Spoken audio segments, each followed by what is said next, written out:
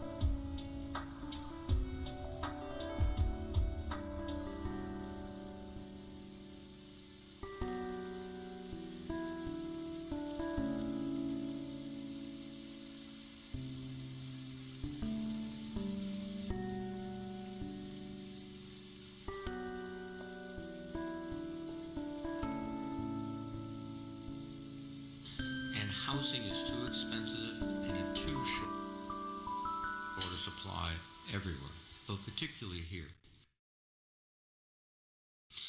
The policy chaos is extended into a direct assault on the Fed's independence and personal tax. Direct assault on the Fed's independence and personal attacks by the President against members of the Fed. But Chair Powell has met these challenges with equanimity and professionalism. He understands that a strong and independent central bank can contribute to sound economic policy in this nation. He understands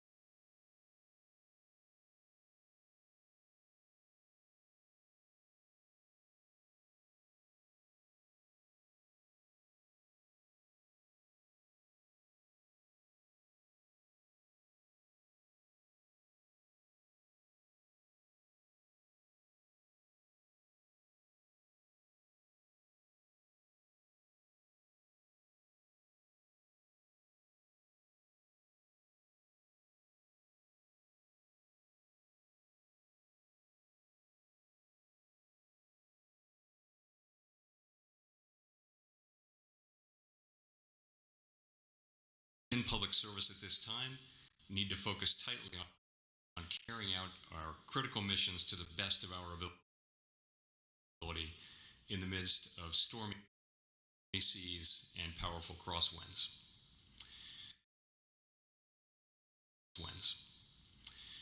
Throughout this turbulent period, central banks like the Fed have had to develop innovative new policies that were designed to deliver on our statutory goals during times of crisis, rather than for everyday use. Despite these two unique, extremely large shocks, the U.S. economy has performed as well or better than other large advanced economies around the world. And as always, it's essential that we continue to look back and learn the right lessons from these difficult years, and that process has been ongoing now for more than a decade. So, turning to the present day, the U.S. economy is showing resilience in the midst of substantial changes in trade and immigration policies, as well as in fiscal, regulatory, and geopolitical arenas.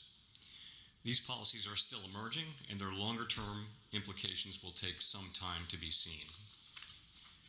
Recent data show that the pace of economic growth has moderated. The unemployment rate is low but has edged up. Job gains have slowed, and the downside risks to employment have risen. At the same time, inflation has risen recently and remains somewhat elevated. In recent months, it has become clear that the balance of risks has shifted, prompting us to move our policy stance closer to neutral at our FOMC meeting last week. GDP rose at a pace of about 1.5% in the first half of this year, down from 2.5% last year.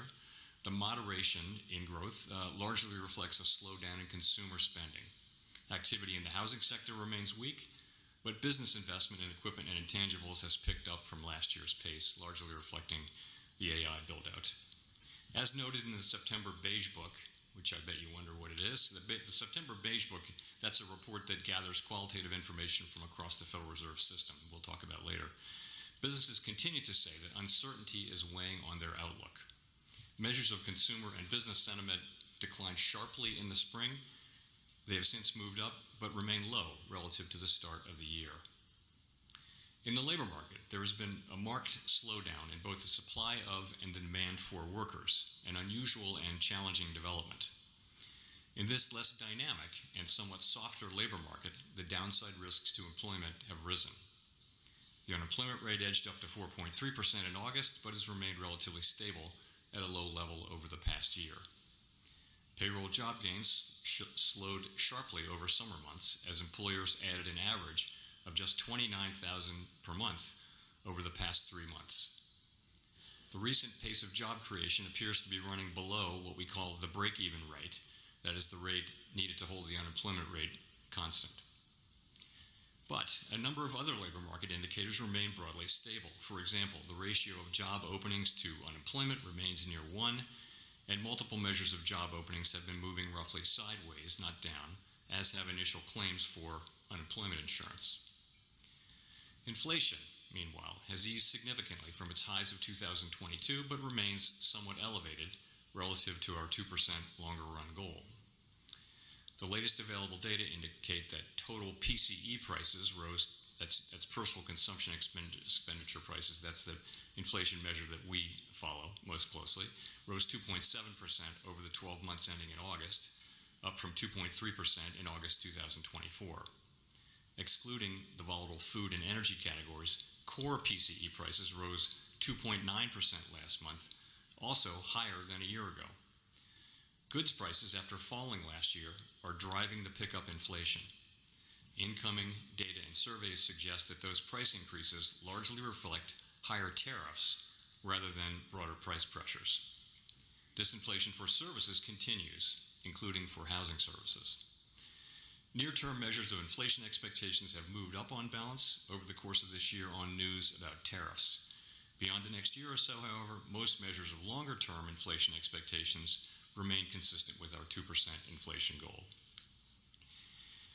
The overall economic effects of the significant changes in trade, immigration, fiscal, and regulatory policy remain to be seen. A reasonable base case is that the tariff-related effects on inflation will be relatively short-lived, a one-time shift in the price level. Now, a one-time increase does not mean all at once. Tariff increases will likely take some time to work their way through supply chains. As a result, this one-time increase in the price level will likely be spread over several quarters and show up as somewhat higher inflation during that period. But uncertainty around the path of inflation remains high. We will carefully assess and manage the risk of higher and more persistent inflation. We'll make sure that this one-time increase in prices does not become an ongoing inflation problem. Turning to monetary policy, near-term risks to inflation are tilted to the upside, and risks to employment are tilted to the downside, a challenging situation. Two-sided risks mean that there is no risk-free path. If we ease too aggressively, we could leave the inflation job unfinished and need to reverse course later to fully restore 2% inflation. If we maintain restrictive policy too long, the labor market could soften unnecessarily. When our goals are in tension like this, our framework has long called for us to balance both sides of our dual mandate. The increased downside risks to employment have shifted the balance of risks to achieving our goals.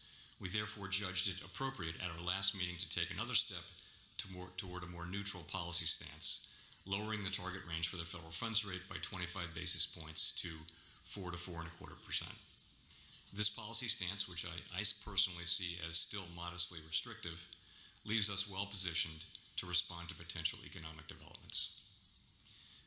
Our policy is not on a preset course. We will continue to determine the appropriate stance based on the incoming data, the evolving outlook, and the balance of risks.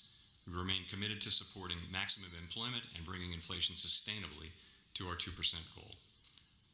Our success in delivering on these goals matters to all Americans, and we understand that our actions affect communities, families, and businesses across the country. So thank you again for having me here, and I very much look forward to our discussion. Thanks.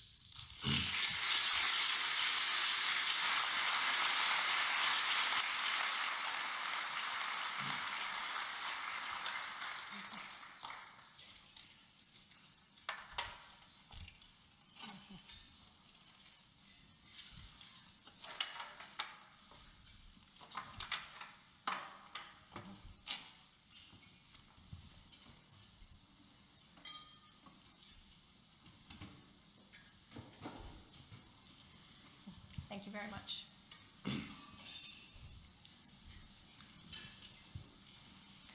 Good afternoon once again, Mr. Chair. Thank you for those opening remarks and reminding us just how tremendously the world has changed and evolved since you were last here in 2019. President of the Federal Reserve Bank of Boston, Susan Collins, is also here with us today. And President Collins, we have had the opportunity many times to discuss with you the conditions in this Fed region, of which Rhode Island is part of the Boston region. So, Mr. Chairman, I would ask you to think about your comments reflecting on the importance, what you have said, the importance of deeply understanding local labor markets. And I'm wondering if in your deliberations leading up to the most recent FOMC meeting, whether there was anything particularly distinctive in what you saw coming out of the Boston Beige Book. So let me say a word about the Beige Book. So there are 12 reserve banks, as you know, around the country, and each of them has deep ties into not just the business community, but medical community, educational community, nonprofits. And each FOMC cycle, which is sort of 8 of those a year, they do a deep dive and they collect lots and lots of information about the economy. And so, and that information gets collated and put into what we call the Beige Book, because it's beige, and we're not that original. And so we get that a couple weeks before each FOMC meeting. And I have to say, I don't know of any source of sort of qualitative information about the economy that even approaches this. It's just a lot of conversations with a lot of people, and I personally find it very useful. Sometimes you look at that book and you see significant regional differences, and this is not one of those times. So, for example, the Boston Fed piece in the last Beige Book talked about lots of spending on AI. Well, guess what? That was pretty common across 8 or 9 of the districts. So I would say nothing really jumped out from the Boston piece. What you saw was all around the country, you saw pretty modest growth, wage and price inflation at modest to moderate levels, the economy growing but not fast, and uncertainty, significant uncertainty about federal public policy is kind of weighing on investments and decisions about investment and hiring, except in the area of the AI build-out, which is just going really strong pretty much in many parts of the country. So nothing distinctive from the Boston region that would inform your future decision-making, looking at the setting of monetary policy? What I saw from Boston was quite similar and overlapping with a number of other districts. Again, sometimes that's the case where things are pretty much of a piece. Sometimes different regions, particularly if there's a commodity price thing, you would see maybe things in the commodity-oriented regions doing differently from other regions of the country. Right now, it's it's much more the same around the country, I would say. So let's talk about and build on what you described a few moments ago about the dual mandate of the Fed. And if you could talk about these conditions that wax and wane over time, what signals will you be looking for in the run-up to the next FOMC meeting, which is in roughly 30 days? We have 2 goals, as you mentioned, maximum employment and price stability, and they're equal goals under the law. So almost all the time, they work together. They complement one another. So, for example, when the economy is weak, the unemployment rate might be high and the inflation rate would be low, and that it calls for stimulus from us. And when the economy is really strong and the labor market is tight, that's when inflation will be moving up, and so policy might be a little bit tighter. That's almost always the case.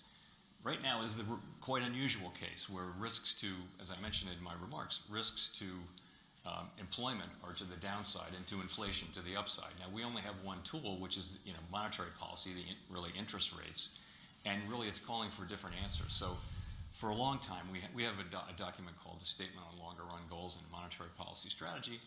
We call it the Consensus Statement to save time. That says, for a long time, it's said that when the 2 goals are in tension, we'll look at how far each one is from its goal and the time that it's expected to take to get back to that goal. And so we balance the 2 goals. So What we've done all year this year is we've had our policy rate has been tight because inflation has been above our target, but the labor market was very solid. Now, over the last really 4 months, really over the summer, the labor market has softened, payroll jobs have dropped a lot, so we can't really say that anymore. And I think what that told us is that stance of really having a tight focus on inflation really needs to moderate toward a more balanced approach. And so that's why we took the action we took at our last meeting. And as we go to our next meeting, to your question, we'll be asking ourselves, we'll be looking at the data very carefully, labor market data, growth data, inflation data, all of the vast quantities of data that we get, and asking ourselves, is our policy in the right place? And if not, we move it there. Some may wonder about the frothiness of the markets reaching record heights and also record valuations. How does the Fed think about that in the equation? Financial markets? So we monitor financial markets very carefully. Our policy works through financial conditions, so that's credit spreads and interest rate levels and equity prices in the aggregate that can affect spending, for example.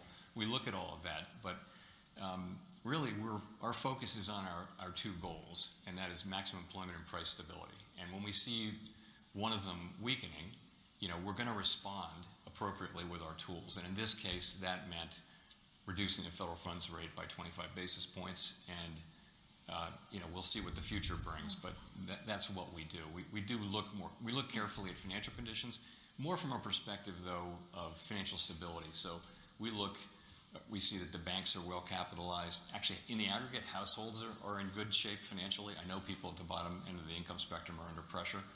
No question about that, but it's not a time of elevated financial stability risks. Mm-hmm. So the federal funds rate really governs consumer credit, but not so as it pertains to mortgage rates, correct? That's right. And let's talk about how the average consumer is going to see any difference in the intervening months relative to an easing of interest rates and the ability and maybe even more confidence to spend.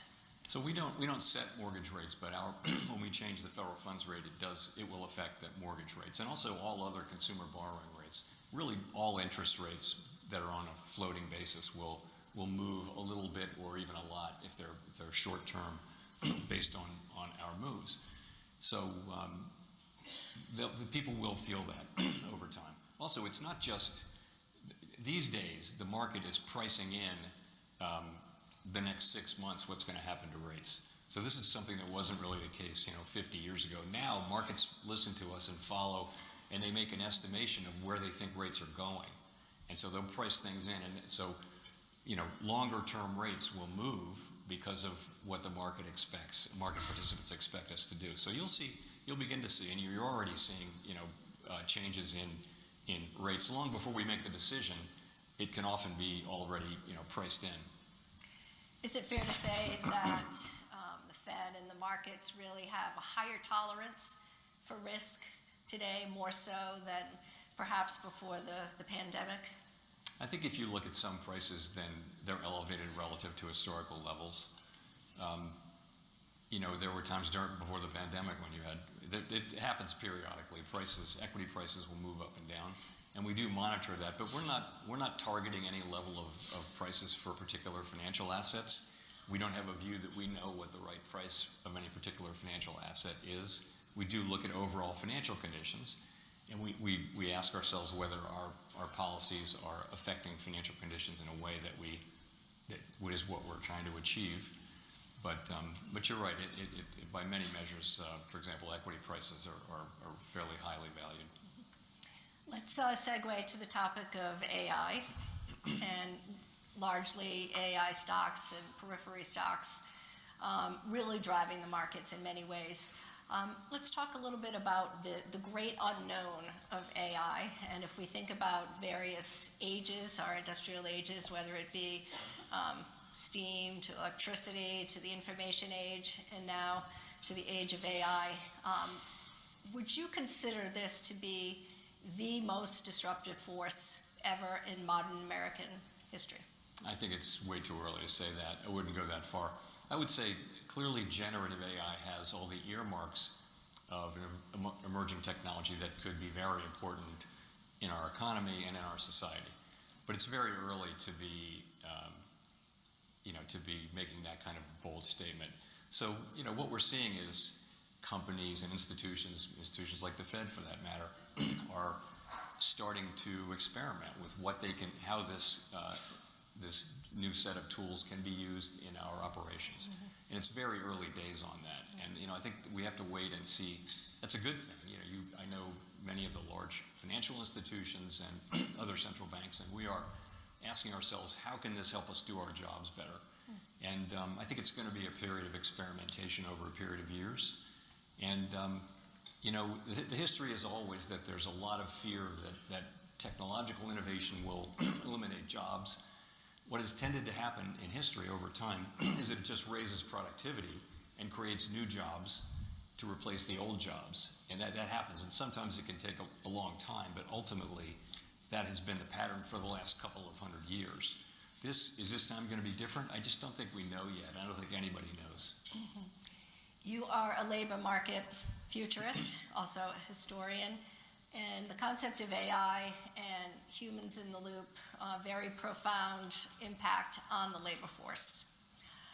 What are your thoughts about specifically agentic AI as a differentiator from generative AI, and how will the Fed be looking at the impacts of the workforce, the labor participation rate, given the unknown of what could happen with displacement around AI tools at all ends of the spectrum? Our tools work on demand, basically. Lower interest rates, higher interest rates, they work on demand.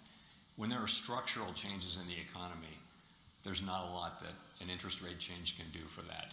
And so if you're talking about distributional issues or labor force participation or retraining or any of the things that come to mind in connection with those questions, that's really going to be something for legislators and the private sector. We of course, we have many labor economists, and a good portion of them are studying what the potential effects of AI on the labor force, and many great economists around the country and around the world are publishing on that now. And it really is too early to say. I think you can say that some jobs are going to be phased out, some jobs are going to evolve, and people are going to be further trained and that sort of thing, and be able to keep a job like that. And there'll be new jobs that come. And how will that balance work out, and what will be the timing of it? I think it's just quite hard to say. But how does that factor into the deliberations on a near-term basis? Things are moving so quickly, and the observation and the argument that artificial intelligence isn't just impacting those entry-level jobs and those, quasi-unskilled jobs, but really tentacles reaching into highly skilled professions, whether it be finance, whether it be communications and media, whether it be healthcare, whether it be law, finance. So all ends of the spectrum, highly educated individuals down to more easily automated tasks. Sort of a really interesting problem for those of you that are studying labor market economics. How do you approach that? Well, a lot of what we're doing with our time is trying to understand the current position of the economy, what's actually going on in the economy today. Pardon me. So part of that is hiring rate has really dropped. Job creation has dropped very sharply. So what are the factors there? So I mentioned earlier, I think, part of it just is there's a lot of uncertainty about the direction of public policy, and so companies are holding off. They're not hiring, and when you don't hire through attrition, your labor force shrinks, and you save money that way. That may be a way of passing on tariff costs. It may be something like that. So that's happening. Lots of questions around whether AI is a major factor associated with the relatively low hiring rate for people just graduating from school and just entering the labor market. And, people are doing studies on that, and I looked at one from Stanford, another from the New York Fed in the last week, and the sense of it was, we think we can find some evidence that AI, generative AI, is having some, it's one of the reasons here, but we can't really say it's the main reason. Can't really say it's the main reason. And, we have our Jackson Hole conference every year in Jackson Hole, Wyoming, and we had some great labor economists, and one of the big debates was what's going on with AI, and there was a professor from, I want to say, Columbia, who just basically said, there's no evidence that this is acting any differently than other. Her view was not acting any differently from other technological, movements, waves, and so I think she would be more at the end of an optimist, a techno-optimist. We've all, there are books out there that will tell you the world is ending, and but I don't think we know. Again, I think we're going to see how this evolves, and again, if it does turn out to be something where labor force participation really declines in a way that creates, social difficulties, that's going to be something that legislators and the private sector will have to address. We just don't know that yet, though. Over the weekend, I read where you had been discussing, just picking up on what you said about Gen Z and college graduates and any possible disruptions in trying to find jobs. So Gen Z would be those born between 1997 and 2012, roughly ages 13 to 28. What are your thoughts on college enrollment? We'll talk a little bit about labor disruption in just a minute, and Jackson Hole, because I know that's a favorite of yours, but a lot of the individuals in this room today may have family members that fall squarely in that 13 to 28 category. What would you say about that? I mean, again, we all see the data that it's just gotten tough for people just entering the labor force to be hired. But remember, the overall national aggregate hiring rate is at very, very low level. The layoff rate is also at a very, very low level. You're in a low fire, low hire economy, and it feels like companies are they've kind of stopped hiring or slowed down their hiring because they want to see how this all shakes out. We're having very important changes to economic policy in the United States, and companies and people are wondering, how's that going to work out? So I think that's part of it. The other thing I would add, though, is, there's a lot of good scholarship around technological innovation and inequality, if you will. And the sense of it is really that if schools and society give students graduating the skills and aptitudes they need to benefit from evolving technology, you can have declining inequality over time. And that's what the United States had for many, many years, up until about 1970, when U.S. educational attainment kind of plateaued and inequality takes off. So it's really down to having the skills. So kids who come out of school today with technological skills and can work with this new technology, they're probably going to be fine. They're going to be great. If you don't have those skills, though, you're increasingly left with less attractive employment options. So in a way, it's an educational issue. Our society is our education system, and you spoke about inequality, particularly the digital divide, and thinking about where the United States really has paced among countries throughout the world. Particularly, that was a subject that you initiated at Jackson Hole back in August. What are your thoughts on how that is likely to really change the way we look at technology as a force for productivity and advancement? I mean, technology has been raising incomes and productivity for really a couple hundred years since the Industrial Revolution. It's been an amazing thing for the quality of human life, and there's no reason why that has to change. In the United States was the first country to have gender-blind secondary education, and if you go back, you'll see that there's a great book on this, but just basically the U.S. had fast technological innovation for a century, and also declining inequality because people were coming out and their educational the capabilities they took out of the educational system gave them the ability to benefit from evolving technology. So, and that's really the key, because technology, what it does is it makes us more productive. I used to, one summer I worked on a project that was building houses, and I basically had a shovel, and I just dug most of the summer.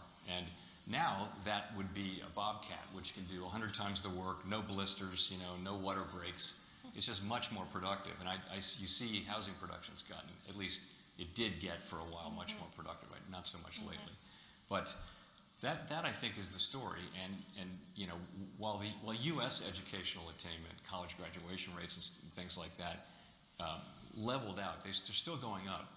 The rest of the world caught on and has really caught up in terms of educational attainment. And that really is the key. To your point, your educational system, your country is your educational system ultimately. It's the people that come out and what can they do, and a variety of other factors too, obviously. But I think that's a key element. I'm struck by this because this was a major factor at our recent conference, and we had a great conversation about it. Well, tell us about the book. You gave me a homework assignment the other day, so I did download it, but I think everyone should follow that lead. All right. It's a book's called The Race Between Education and Technology. It's by Claudia Golden and Larry Katz, two Harvard economists, and it basically talks about the race between education and technology. So I recommend that to anybody. It was written in, I want to say, 2005, and they basically presented at Jackson Hole, they presented an update to the current day. The findings basically hold. It's very, you know, I mean, I'm not a PhD economist. I read it 20 years ago. But you said it still holds very much true today. It does. And I think it's a good explanation for why the U.S. has had, you know, rising inequality. This is their thesis, and I think it's they call it also skill bias technical change. So you need skills to benefit, but if you have those skills, then technology makes you more productive, and that's what we need. Incomes can only rise if productivity is increasing. We're sort of working as many hours as we can work now, so it really is down to how much output can you have in an hour, and that's productivity. So I would recommend that. I'm not getting any royalties for that, but by the way, Claudia Golden won the Nobel Prize for her work about 2 years ago, so I'm not the only one who thinks it was good work. Chair Powell, let's move on to tariffs. This is an issue that confronts the business people here with us today. You addressed it very briefly in your opening remarks. You indicated that you believe that the costs of the tariff movement is in fact more transitory than embedded in supply chain. So I think we would appreciate hearing more about how the Fed thinks about evolving tariff policy. So we're now collecting a good bit of revenue. The federal government collecting a good chunk of revenue, at a $300 billion a year pace. And the question is, who's paying that? And the candidates for paying those tariffs would be the exporter, the foreign exporter, or someone on our shores. It could be a company or a retailer, or someone who's using the imported product to manufacture something, or the end consumer. And so so far, in its incredibly early days, it doesn't look like the overseas exporters are carrying the bulk of it. It looks like it's that middle group. It's retailers and it's importers, and they're not passing along to consumers that much of the cost. So the actual effects on inflation have been quite modest so far. It's really not. It's a small amount, but I mean, for example, I mentioned that core PCE inflation is 2.9%. Maybe 0.3 or 0.4 of that is tariffs. So it's not the big factor. It's not a big inflationary thing, but it is something that is driving up inflation a bit. And the question is, are companies are they going to eventually be able to pass that stuff through, and then that might drive inflation up a little higher. So we've been watching this since the beginning. I'd say half our mandate is inflation, and I would say that the pass through to consumers has been later and less than we expected. How much of that will continue, I don't know, but the responsible thing from our standpoint was to watch and wait, because it's our job to make sure we don't make a mistake on inflation. Well, that was my question. Do you imagine that is going to change, where the cost of tariffs will be more deeply embedded and passed on to the consumer? What do you foresee as. So our forecast, and I think almost all the forecasts are for there to be a one-time pass-through, which will go through the end of this year, well into next year, and that by the end of next year, the one-time increase from the tariffs will be